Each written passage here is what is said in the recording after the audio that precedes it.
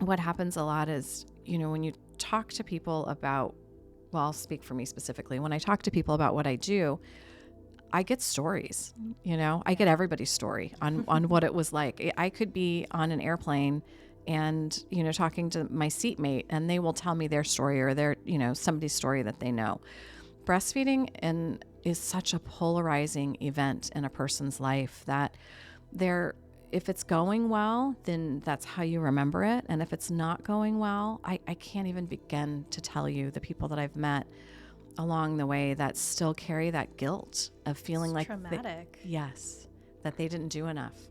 And it goes from one baby, one pregnancy to another. And if I can help someone work through that so that they know that they were enough and that they did do enough, that to me is huge. Even if, breastfeeding has to stop for that couple, if they can do it on their terms so that they don't feel like they failed, I feel like that is, ultimately, it's ultimately what I want somebody to do, because I don't want them to carry that with them forever. Today's episode is a special conversation between one of our amazing nurse practitioners at CIH, Silvia Hazel, and Sarah Early. Sarah is a nurse and certified lactation consultant who provides breastfeeding support to families in the community using a holistic approach and taking into consideration personal needs, physiologic challenges, and individual circumstances. Silvia is a nurse practitioner on our team who enjoys working with her patients on hormonal balance, fertility, preconception, and pediatric concerns. This is a conversation about how lactation consultants support families and how to navigate the many challenges that can arise along the journey for baby and the family. Please enjoy this conversation. Welcome, Sarah, to the Capital Integrative Health Podcast. We're so excited to have you here today and to be able to talk to you about the very important topic and probably not talked about enough topic of lactation. So for all of you out there listening, Sarah is a lactation consultant and she's going to give us some insight about that. But first of all, Sarah, tell us a little bit about how you got started in lactation. I am so excited to be here. I love Capital Integrative Health, and I love talking all things lactation because it's definitely one of those topics that I don't think is discussed. I feel like sometimes people feel it's a little taboo to talk about, but it is so important for families. I'm a nurse, and I became a lactation consultant when I was working in the hospital still, because I wanted to be able to give a better feeding opportunity and more education to the families I was working with.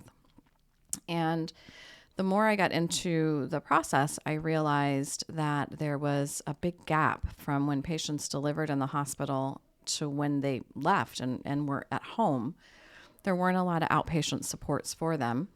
So I took my credential, which is the International Board Certified Lactation Consultant credential, and started the company Lactation Room in 2014. We're now in the DMV, so we're in Maryland, DC, and Virginia, and we have a wonderful group of consultants that are able to really support these families in some of the most transitional times and periods of their life. So I am just super excited to be able to have that opportunity and to continue to grow and evolve as a healthcare provider with them. Yeah. Yeah, that sounds like a really fulfilling space to kind of be in, especially for families who are like new parents and trying to figure out how to care for their newborn and whatnot. So how does that look for you, when you're kind of, when a family reaches out to you initially, how does that process look? So when a family reaches out, typically they have a goal. And more often than not, the goal is either geared toward improving the breast or chest feeding parent's milk supply or helping the baby eat better. But what that looks like is they reach out and we discuss what's going on and find out what their goals and their needs are. And we schedule them an appointment. Most of our clients are utilizing insurance for their benefits. So insurance does cover, for most people, the consults for the parent and the baby. But there's also some may have to have the self-pay option. But the Affordable Care Act has really opened up the door to allow parents that have had babies and babies to receive this type of care, but they get scheduled and they work one-on-one with us. Sometimes we may work at home. Sometimes they need to come to the office. There are times that we'll see families via telehealth. It really just kind of depends on the need. And the visits themselves take anywhere from 45 to maybe 90 minutes, roughly. Any more than that, and everybody's tapped out. There's a lot going on in those visits, and so we want to make sure that we're capitalizing on that, but not overburdening the patient and their families. That's a lot to take in. Yeah. And the babies kind of tap out. Yeah, that makes sense, especially newborns. They do. They're kind of done. But yeah, so it's an all encompassing process. Yeah. Awesome. So that's really awesome that families are able to reach out to you and get that type of support. What are some of the challenges that you guys see, when you're dealing with these families? I think that's a good question. Challenges. I think some of the challenges is access. They don't realize that there is this type of access to care. So they suffer alone and they struggle without knowing that they have a way to get some help. When we're together, a lot of it is really based on education. Let's give you good evidence-based practice. The philosophy or the principle behind lactation is pretty simple. You feed the baby with however that looks, whether it is exclusive breastfeeding or use of formula in a bottle. And then you protect the chest or breastfeeding parent's milk supply. Those are the founding principles. And then you kind of build the care plan, if you will, around that. And it's as individual as the human or the person, that you're working with. You're working with two individual people that have unique characteristics and unique backgrounds. And that's really what it is. It's a tailored approach to helping them meet their goals. They're not our goals, they're theirs. Yeah, absolutely. So as far as what families will reach out to you for typically, I know that, I've personally used you, or that sounds bad, not used you, but I've personally reached out to you for support during, my postpartum periods. And that has been, so helpful. I feel like that's such a vulnerable time for parents and for families. And I know, there are several different reasons why families will reach out to you. What are some of the, physiologic aspects or potentially barriers for families to really be able to achieve their goal, whether it's breastfeeding or chest feeding or, adequate milk supply? What are some of the barriers to those things? I think some of the barriers are health conditions. Those are kind of in the forefront. So things that can get in the way of actually being able to make milk. You could have insufficient glandular tissue. You can have a possible hemorrhage that, definitely can get in the way of milk production. Lots of comorbidities. So if the parent has background health issues that need to be addressed in order to be able to move forward with production, that's always a key player. I also find unrealistic expectations. Unrealistic expectations are a big one. Yeah. Social media is good and bad, right? It's a way to connect with the community in whatever phase in life you're in, but it can also really get in the way of what's normal, and it changes some of those variables for people. Yeah. So seeing that someone can pump 24 ounces in one day and breastfeed their baby, that's not really normal, nor should it be normalized. We really need to understand what a parent's body can do. And the other piece of that is the baby. They're a match set. So from a physiologic standpoint, where the babies are concerned, you're looking at their ability to transfer efficiently. So lots of little ones have a difficulty with that, whether it's because they are, they may have had a bit of a struggle with being born. So we're working through some maybe torticollis or, side preferences. Ankylosing or tongue tie, that's a big one. I know it's also hotly contested, and there's lots of debate around it. But there are a lot of barriers when it comes to that. and understanding what function looks like. So really assessing for oral function is important when we're talking about the babies, and making sure that we're not standing in the way of them getting the care, so that we're actually seeing them as two independent clients, and seeing how we can make sure that they're both in the best possible scenario, to be able to function effectively together.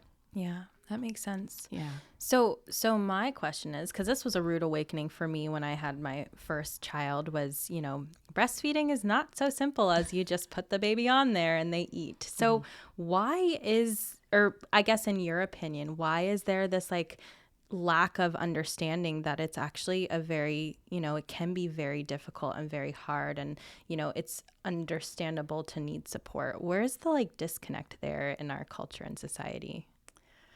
Oh, that's like a really good question. And I feel like that could be a whole series. Yeah. What I'm finding, or what I've seen over the years in doing this, is there is a lack of understanding within healthcare of how to really support the breastfeeding couple. Yeah. There's not a lot of education about it in any schooling, nursing school, medical school, ABCD. There's not a lot of time spent on that. I don't know why there's not, because it's a big part of our population, and it's a big part of the caring for people across the lifespan. Mm-hmm. But a lot of information that's provided comes from personal experience and not vetted or evidence-based information. Right. So because, so-and-so's grandma did it this way, then their daughter did it this way, and now they're passing on that information. That doesn't mean it's always the best course. Yeah. That village mentality is definitely needed. But I think what we need to do is make sure that whoever is in that village is able to support this family in a way that they need it at that time. Yeah. Yeah. Speaking of kind of like that village mentality, how do you see that kind of like impacts families in those first few months, or, the first year after birth? Is it always like a good thing? Is it always, how does that usually play out?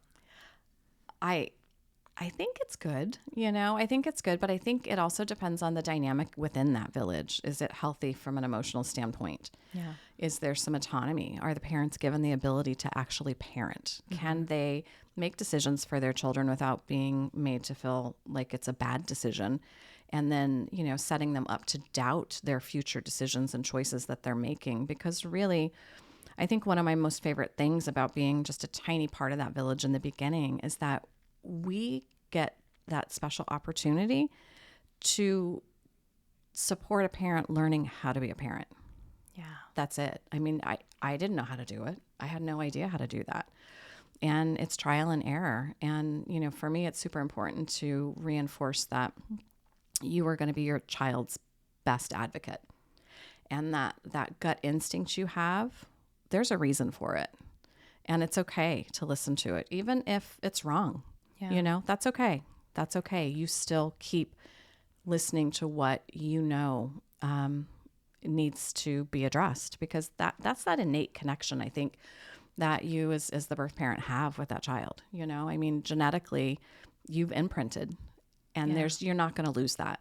And so if the village you have is reinforcing your ability to be a good parent and your ability, let me back that up. I don't think there is a bad parent. If your village is reinforcing the ability to follow your instincts as a parent, then I think it's the right fit. Yeah. Yeah, that makes sense. It made me think that, I think all of healthcare in general sometimes distances us from our like instincts and our gut feelings and our intuition about things. And definitely being a parent or becoming a parent like reawakens that in you in a way that like you cannot deny. You can't, stuff it back in a box and be like, I'm not going to listen to you. It's really difficult. Yeah, exactly. Yeah. So that makes sense. That makes a lot of sense. As far as like, supportive measures for these families that are struggling with issues with lactation, or just like struggling in that, initial period after delivery and stuff like that, do you have any recommendations that you start with? Like, what are your foundations for these people? Yeah, I think honestly, the foundation is education, early and often, right? Like, get a prenatal session on board. I recommend everybody have a prenatal session, whether it's ideally for me, I like it 4 to 6 weeks before the baby comes, so that the families that we're working with have an opportunity to digest and process what we're teaching them, because it's a lot. And then it allows them an opportunity to ask questions if they have questions. And, so that prenatal session really sets them up for success. Mm-hmm. We discuss what's normal and what to expect. And then we also kind of talk about ways and strategies to support things if they're not progressing as you would intend. The intention is always to make sure that the baby's protected and that the milk supply is protected. Mm-hmm. So that means that, if a parent needs to pivot and give a bottle at 2:00 in the morning because they're concerned that the baby hasn't had enough wet diapers, absolutely, I want them to feel in control and in charge of that. It's not going to ruin breastfeeding. What it's going to do is support that baby, give you peace of mind for that feeding, and allow you to move on until you can get help. The other component to that is connect with the right type of lactation support within a few days after the babies come. So that way you can really see what that looks like. And, you've got multiple babies. Each one's different. Mm-hmm. You are the same person, but you've changed as well. And so, there's no two breastfeeding dyads or journeys that are going to be the same, even within the family. So I think getting some eyes and support on that and a different perspective is really helpful. Yeah. There are multiple ways to get that. You have a peer counselor, which is typically runs through the WIC organization, and they help with general breastfeeding questions, maybe some milk production questions, and just some basic information. There are a lot of folks right now getting the credential to be a certified lactation consultant, which is a little more extensive than the peer support. They are also a good resource to help with, hey, I don't know how to position this baby. I don't understand why this is happening the way it's happening. Again, really good to be able to triage and support that. And then you've got the credential, which is the International Board Certified Lactation Consultant credential, which is considered the Surgeon General's gold standard to be able to provide care across the spectrum from prenatal to weaning. The credential itself, just to digress a second on that, I don't know, that shows like my whole geeky side, I guess, as far as like learning. But the credential itself is pretty cool because it takes 90 hours of didactics, so 90 classroom hours, You need to have 12 to 14 college level courses, and there's either, depending on the pathway they take, it's either 500 or 1,000 supervised clinical hours. It's a lot of hours. Yeah. And so that's a lot of families that you're going to see. So you're going to see a lot of different situations to care for. So if we have, babies and dyads that are really kind of struggling, then absolutely. I think, IBCLC is hands down the way to go. That's not saying there's not a place for others, but given just the background, I think it's really important to know what your situation is and who you should kind of be seeking out. Yeah, that makes sense. Yeah. As far as like, kind of actually to go back a little bit to what you were saying about families and expectations and stuff like that. And this is a little bit of a rabbit hole, but what do you find as far as like relationships to control with families? Like, how do you manage expectations with that? How do you, allow them to control the things that they do have control over, and then, gently remind people that they might not have control over other things. I'm sure that especially in that postpartum period when everyone is high emotions and hormones are fluctuating and stuff like that, that could be a difficult kind of area to move through. Oh, it is because you have to remain respectful. That's their family dynamic. That's their family unit. Speaking from me, I approach it from an education standpoint. Again, I go back to evidence-based, I go back to best practice, and who's ever in the room, I talk with everybody about it, and I teach them what that looks like.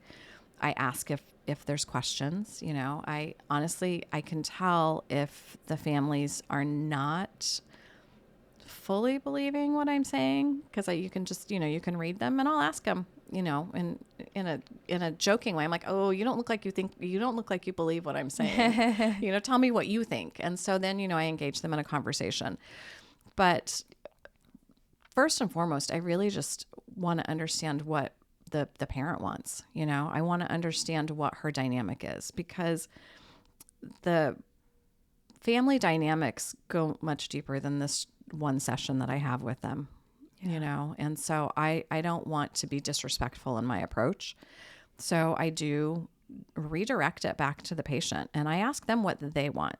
And then I can buffer that if they feel safe enough to really truly open up about, what they're hoping for. Yeah. And then I can be that bridge to communicate that with the family in a way that allows them not to feel like they're hurting anybody or stepping on anybody's toes. And so for me, I find that role pretty powerful. Yeah. Yeah. So you're kind of like you're almost like I know that there are postpartum doulas, but like you're kind of like playing that role of a doula in the postpartum period too, because you're the advocate for those parents and the advocate for the baby. Yeah. So that's that is a really powerful role, and a really special one, I'm sure. It is. I think that is, the babies have a lot of oversight after they're born. I mean, you've got hospital background as well. Yeah. The babies are born. There's lots of touch points for them to get care in the hospital. There's lots of touch points for them to get care within the first 2 weeks of life, and then they're regularly monitored. The birth parents don't have that. They don't have that. They go home from the hospital, and if things are going well, they'll get checked at roughly 6 weeks, and then they're kind of done. Yeah. Right. So who's there to support these parents? And it's us. Yeah. We are that resource for them. We're able to, help them through some periods where they might not have a lot of not necessarily medical support, because they can always reach out to their providers, but where they don't have a lot of non-biased support, where it's just focused on them. Yeah. Yeah, that makes sense. Yeah.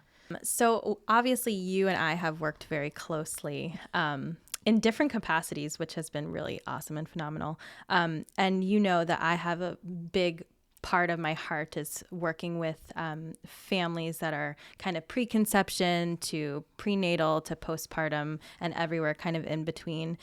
So as far as lactation and breastfeeding go, where do you think that functional health kind of falls in there? How can that be supportive to these families? Oh, I love this question. I really love this question. So functional health is all about root cause, right? Like how can we figure out the foundation of what you need to be your best self? And for those that are planning pregnancy, then let's look at that for you. How can we support your body to allow you to grow a human, Right. and still be healthy, and then take it to that fourth trimester, if you will, and be able to, do all the things that come from that while still functioning to provide you quality of life. I think that getting some support preconception is huge. And, if there's anything identified, then working, with like you, and being able to sort through those, those different issues that need some support and some care to improve. I have learned so much from working with you. I guess, I don't know if we haven't really talked about it, but I'm in school to be a family nurse practitioner. Yep. And I have actually been lucky enough to be able to work with Capital Integrative Health and with Silvia. And then I'm working also with Arlene, but I've learned so much from Silvia throughout this process. And it's got my wheels spinning. Like, okay, how can we do this? How can we better support these families so they're not struggling on the back end ahead of time? Yeah. And then, really looking at what that looks like, because if you're healthier going into a pregnancy, you're going to, more often than not, you're going to be healthier coming out of it. If your body is ready to make milk and, it's not having to kind of work through all of the challenges upstream, if you will, then, you're going to likely have a better opportunity to be able to feed your baby, honestly, however you want to. But, hopefully minimizing some of those barriers ahead of time is helpful. Yeah. So it's kind of like that proactive versus reactive, medicine. Yeah, absolutely. I love that. So as far as like preconception things, as a lactation consultant and also a future NP, what kind of things would you be interested in for someone who's looking to conceive and thinking about their, potential future for lactation? So I think what would be really helpful to know is really, let's get their background. Like, what has your health history been like since you were a child? Like, let's go that far back and kind of see what's happening with that. What type of illnesses or ailments are we seeing now? We talk about this a lot, that sickness is it's a symptom of something that's much deeper, right? So let's look at what those are and really start to assess for them and work through them. Inflammation, chronic inflammation. I can't help but think that impacts breastfeeding. If your body's working just to stay healthy and to filter out all of the things that it needs to, the milk production isn't going to rank up there. Right. And as far as a top priority for your body, your heart health is going to be there. Your brain is going to be there. Your gut is going to be there. But breast milk isn't necessary for the parent to survive. Right. And so, the body's got to kind of give where it can, I guess, to be able to keep everything else functioning. So understand what that looks like. What's the liver health look like? Where are we at with that? Let's look at the gut health. Where are we at with that? What's your microbiome look like? Because you're going to be seeding the baby's microbiome. Right. So how can we make sure that we're giving them the best start as well? Yeah. So for me, I think it's really just looking at the whole picture and making sure that we're giving them the best opportunity to get a good start. That makes sense. So ideally, when we're thinking about things like lactation and stuff like that, we'd be starting way earlier than when we typically start. Yeah, absolutely. Okay. Yeah. Well, I feel like that's important for families to know. I'm sure, because of the lack of education out there about lactation and just the lack of access to support, I'm sure that people think that, you just kind of wait until you have milk and then, if you need support, then you talk to a lactation consultant. But from speaking to you, it sounds like it's really best to kind of get things rolling, or at least to start thinking about things and what you can do for yourself and your body even before the pregnancy starts. Absolutely. Absolutely. I know there's a lot of families that, or a lot of birth parents, that start taking vitamins or supplements in anticipation of becoming pregnant. Like, if we could get those that feel strongly that they want to be able to, breastfeed or provide human milk for their babies, thinking about it in the same vein, how can I get this started in a way that works well for me? Mm-hmm. I think that, that would be a really good way to help some families prevent some of the stress and anxiety that comes with it all when it's not working well. Right. Change the narrative. I feel like what happens a lot is, when you talk to people about, I'll speak for me specifically. When I talk to people about what I do, I get stories, I get everybody's story on what it was like. I could be on an airplane and, talking to my seatmate, and they will tell me their story or their, somebody's story that they know. Breastfeeding is such a polarizing event in a person's life that if it's going well, then that's how you remember it. And if it's not going well, I can't even begin to tell you the people that I've met along the way that still carry that guilt of feeling like traumatic. Yes, that they didn't do enough. And it goes from one baby, one pregnancy to another. And if I can help someone work through that so that they know that they were enough and that they did do enough, that to me is huge. Even if, breastfeeding has to stop for that couple, if they can do it on their terms so that they don't feel like they failed, I feel like that is, ultimately, it's ultimately what I want somebody to do, because I don't want them to carry that with them forever. Right. Yeah. Well, this is like the perfect segue into one of my favorite topics, which is the nervous system.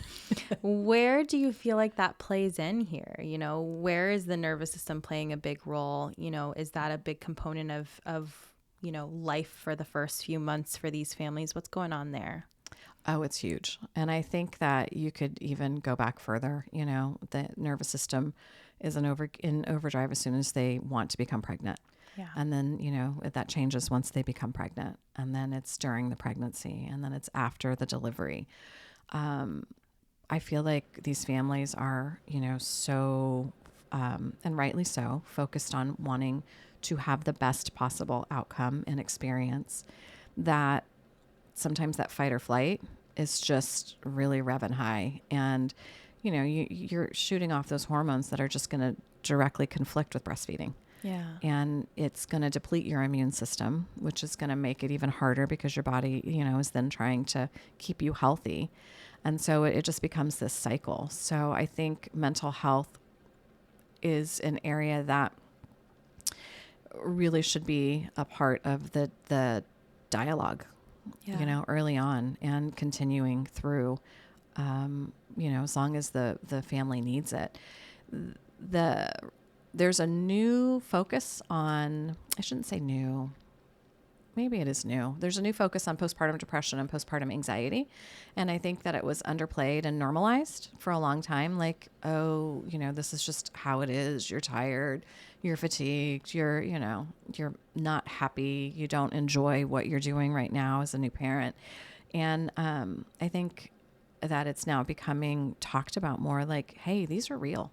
Yeah. It's okay that you're feeling this way, but let's get you some resources so that you can enjoy this time in your life. Yeah. Mm-hmm. Yeah, that makes a lot of sense. It can be, I'm sure, very isolating, Mm-hmm. especially if, you're feeling that way and your partner's not feeling that way. Mm-hmm. I'm sure that it can probably feel very isolating and lonely to have that experience.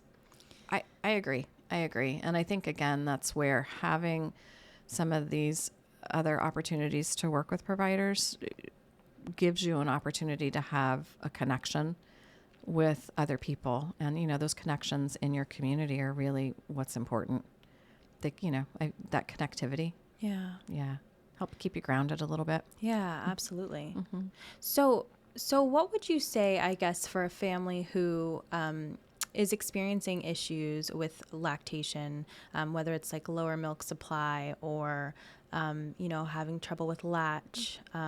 What would you say to a family that feels like they have tried everything and they're feeling very, alone in that case? I think for me, it's important to remind them or reinforce to them that they are doing a great job. They might not be getting the outcome they want, but they're still doing a great job. I also would ask them what their goals are. Yeah. Because it's not about me and the care plan I can create. I can give you a great care plan, but if you're not wanting to go down that road, then it's not necessary. It's not serving them the way we need to. So I think really understanding where they're at in the process, and sometimes you have to understand where they're coming from. And I know it's hard to do, especially if you're just getting to know somebody and you may not have that relationship. But I've had so many people tell me, you gave me permission. You told me it was okay. They needed that validation. Oh, you've definitely done that for me. You gave me permission to give a bottle. Yeah. I felt like I was going to ruin my baby if I gave them a bottle, and you told me it was okay. Or you gave me permission to stop pumping. You gave me, you told me it was going to be all right. That level of validation is impactful. Yeah. It's really impactful. I get it. I'm super type A. And so, you can put on blinders, right? And just keep moving forward. And sometimes you just need somebody to, kind of gently support you and say, it's okay if you want to stop. Yeah. You've been brilliant. Everything you've done is perfect, and it's okay. Yeah. And it's okay to be sad too in that fact. Like, Yep. You don't have to pretend like you're not sad because, you didn't get the outcome that you wanted, but, but it's also okay to be sad and also to let go. Yeah, absolutely. Yeah. Yeah, I know. It's kind of, again, it's one of those points in life where nobody talks about it. Mm-mm. everybody thinks, okay, I'm going to have this baby and I'm going to breastfeed them for 12 months. And at 12 months, I'm going to magically get them on a cup. And then they're going to be eating 3 solid meals a day. And everything is just going to be like the books say. Right. But it's not like that. It's not like that at all. And I think, understanding that is really important. Yeah. Yeah. It's it's like a circus sometimes with what you're doing. So as a lactation consultant, what would be kind of like your favorite part of the job? Like what's the best part about doing what you do? For me personally, Yeah. I love watching parents grow into their new role. I love watching them know that they can do it. Seeing their confidence raised with how they're taking care of their babies. That to me, there's nothing greater than that. You have been able to help somebody feel better about themselves and know how that they can do it. Right. There's always self-doubt with parenting. I mean, I've got 3 kids, they're all young adults, and I still every day, have doubts on things that I'm doing with them, and they're grown and independent. And that part never goes away. But I know that the foundation that I've laid for them, they're going to be okay. And that's really what I think is important when you're getting started as parents, knowing that whatever foundation you lay, you trust that it's going to be the right one for them. So for me, seeing parents learn that like makes my heart happy. Yeah. Yeah. So for new parents, if you were talking to new parents and they asked you, Sarah, what's the most important thing for us to be doing right now? What would your answer be? I would say the most important thing you can do right now is make sure you're taking care of you. As cheesy as it sounds, like with the air or the oxygen mask analogy in the airplane, straight up, that's it. You need to make sure that in some part of this transition, you're still okay. Yeah. And that you are having your needs met, because then you are definitely going to be better served to meet your baby's needs. Yeah. Like I'll go back to what I said. Your baby has so much oversight from their medical providers, from the people in your life. Everybody's going to make sure that baby's taken care of.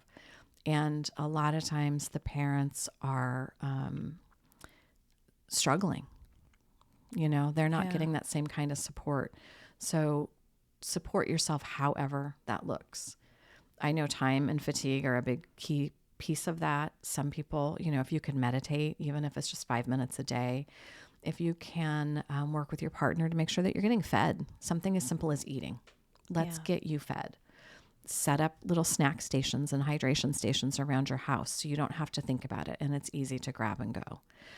I know we like to reduce waste, but during that period, if you need to use, paper plates, then you use paper plates. Cut it where you can so that you're not having to really focus on the minutia of life. Yeah. And ask for help. Oh my goodness, ask for help. Yeah.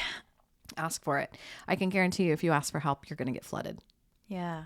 One of my favorite books actually to recommend to like pregnant and preconception women is The First 40 Days by Heng U. I love that book because it normalizes this idea of, we need to take care of ourselves. Us parents have to take care of ourselves. You're right. The baby gets so much oversight. And honestly, if you're okay, the baby's okay, right? Yeah. Yeah. But I do really love that. And you're right. Like that village is there just waiting to be asked. But like they don't need to necessarily be watching the baby. Mm-hmm. They need you to be, cuddling and taking care of yourself and watching the baby. And they can do dishes and laundry and making meals and stuff like that. Yeah. I mean, you need to be able to get all those feel good hormones. Yeah. Really, you need that. That's what you're going to get from holding and snuggling and kissing and smelling and thinking about your baby. That's what you get. And that's what really helps that postpartum period as well. Your body is incredible. And I guess I'm a bit of a sciencey geek, but like I love the fact that your body responds to your baby's needs. If your baby's cold, and you're doing skin to skin or feeding, your chest heats up a degree or two or cools down a degree or two to help regulate. So some thermoregulation. The fact that breast milk is living, it's a living organism and it's evolving, and your baby's feedback tells your body what it needs to do. So you innately are set up to be able to care for your baby. But I think you lose sight of that by caring for the baby and all the things that come with that. So getting help and making sure that you're taking care of you is huge. Yeah. So what I'm hearing is our bodies are magical and we just have to listen to what it's trying to tell us we need. Yeah, it is. It is. The foundation is there. That's not to say that there's not going to be barriers and there's not going to be things that get in the way of that at all. Like I don't want it to be kind of like glorified, like, oh, our bodies know what to do, but they do. It knows what to do. But also realistically, like if you've got a baby that's got a tongue or a lip tie and they're not able to transfer milk, then yeah, that needs to be assessed and addressed by, people that know how to help you with that. But there are people that can help you with that. And I think that's the walk away. Yeah. Like you don't have to like tough it out on your own at all. Yeah, that makes sense. Mm-hmm. So for families out there that, are hearing about tongue, lip tie, that sort of thing, what are some signs and symptoms of that you would say, okay, you should probably be evaluated or have your baby evaluated for this? No, that's a really good question. And honestly, that's about the bulk of our practice with Lactation Room. It's probably 85 to 90% of the babies that we see. When we're talking symptoms, you've got two people that you're thinking about. So for the parent, you will have or could have nipple pain, significant nipple and tissue trauma, low milk supply, frequent clogged ducts, mastitis, feeling like your breasts are never empty. There could be supply issues over or under. Okay. You could have, from the baby, we could be dealing with low or slow weight gain. All babies lose weight, but it's to what degree and when we need to intervene. And, how is their regain happening? How are they able to do that? Those are going to give us the some red flags on function and the baby's efficiency at the breast. Does the baby, choke and come off the breast, pop on and off often? Is the baby falling asleep a couple minutes into the feeding to where you cannot get them to wake up? Are they just kind of managing and riding your milk wave, meaning like you put the baby to the breast and your body's super cool in that it's like, oh, okay, I know what to do. And it lets down this little, bit of reserve that you've got in your breast before, the baby has to suck to be able to continue to make the milk. But they stop because they don't know how or they can't suck efficiently. Gassy, babies that have lots of colic, explosive diarrhea, mucousy stools, and also babies that leak milk. All of those things tend to be symptoms that raise flags that there's some feeding dysfunction. And I do want to say that we're lactation, but I do want to say that is not only on the breast, that's bottle as well. So those symptoms are not unique just to breast or chest feeding. They can also be present on the bottle. And one thing I do want to caution is just because you see something that looks like a tie, that doesn't mean that it necessarily needs intervention. That's why you need to get connected with an IBCLC who can do a good feeding assessment and, a functional assessment on the baby and on you to make sure that, yes, this is something that we think you should, seek an opinion from, a dentist or a ENT or a provider that can give you that insight. Okay. Yeah. Yeah, that's really helpful. I think that there's lots of tongue tie is like a buzzword, you know, and I don't think that people fully understand what that means or what that entails or how it impacts feeding or even other things further in life for these kiddos. So I think that that's really helpful for people to hear. Yeah. Learn a little bit about it, and I think it's the genetic component is there. And again, I think it's one of those things that's been normalized through the generations. Yeah. So as far as kind of more collective, looking at the collective, what do you think that our community and our communities need in order to help better be supportive to these parents? Oh, that's such a good question. I think in order to really support these families, we need to do better with educating our healthcare providers. Those points of contact, they're going to be taking care of these families. They really need to have more education so they can better educate. Yeah. That I think is important because so many people rely on them, and they really trust them, which they should. I think that we need to have more normalization of what breastfeeding looks like. And I think it's okay to also normalize the use of a bottle and formula if necessary. So people don't feel like there's, it's so divisive in two camps. Right. Because ultimately to support this time in life, everybody needs to be together. It needs to be collective. Just because a person is bottle feeding their baby, it doesn't mean that they can't support somebody that's breastfeeding.